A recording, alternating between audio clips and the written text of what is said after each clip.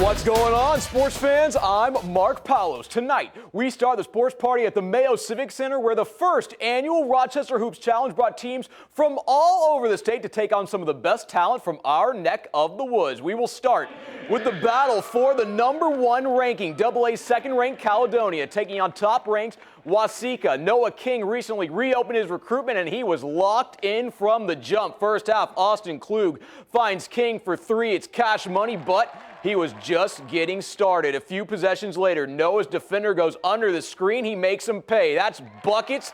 Caledonia up 2, but Waseca has some ball players still in the first. Watch the fadeaway from Kyrese Willingham, part of a Waseca run to take a 9-point lead. They also have this guy coming up, D1 prospect Andrew Morgan, throwing it down. Waseca up 8, but Caledonia is used to winning. They find ways to get the job done. Still in the half, Austin Klug. That's a 3. Then later, another Warrior gets in on the action, Casey Schultz. He sinks a 3-ball. Caledonia back in this game, but the player of the game was this guy, Noah King. He scored a team-high 30 points. Caledonia knocks off #1 Waseca 81-73. Next, Stewartville fans, I apologize. I drove as fast as I legally could to the Civic Center after the 6 o'clock news. Couldn't get highlights of this game, but I can tell you Stewartville beat Jordan 67-56, and a Tigers assistant coach tells me Stewartville star Will Cheddar is getting looked at by the Gophers. In the Auditorium, St. Charles looking to pick up their 4th win of the season, taking on Brooklyn Center Centaurs. First half, Centaurs drew first blood. Kalade Johnson drives. He scores. St. Charles down 2, but that wouldn't last for long. Later in the half, some great ball movement finds Drew Maloney in the post. The Saints up 4. A little bit later, Maloney takes it up court. He dishes it to Sam Lewis. The 6'4 senior lays it in, but the Centaurs wouldn't go without a fight. It's Cameron Smith sinking the 3-ball, but it would be the Saints marching out with a victory tonight. Cooper Vaughn with the 3. Saints win 73-60. To the girls' side, Lake City looking to score the upset over AA 6th-ranked Waseca Blue Jays team. Lake City set the tone early. First half, Lily Meinke, she pulls up from long range. Tigers up 3. A few moments later, Lake City doubled their advantage. Natalie Bramer gets the and 1 to go. She had 20 points in the game. Tigers up 6. But the Blue Jays would battle back later in the half. Hannah Potter drives. She lays it in. Then on their next possession, the Blue Jays feed it to Rachel Breck in the post. Waseca made it a 3-point game, but the Tigers would score the upset. Maya Shones gets the bucket to go. Lake City 20 balls, the #6 team in the state, 54-34. Now to action earlier in the day, 3A 6th-ranked Austin Packers taking on St. Thomas Academy. First half, Austin was all over the Cadets. Agua Nywesh finds okay in the corner.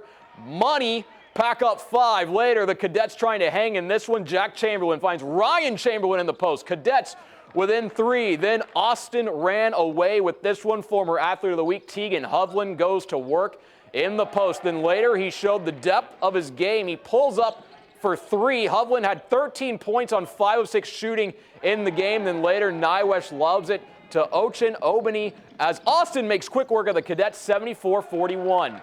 To the girls' side, a huge matchup here. 4th-ranked Austin taking on #6 Simley in a matchup of top 6 teams. We'll head straight to the second half. Austin down 6. Kyra Walters is open on the baseline. That's good. Packers down 4. A few moments later, Simley restores their 6-point lead. Sydney Stinsgaard with the bucket. Packers down 42-36. Final second, Stinsgaard at the line. She makes it a 4-point game with that free throw on the ensuing play. Austin needs a 4-point play to tie. Coley Justice misses wide right. Austin falls to Simley, 46-42.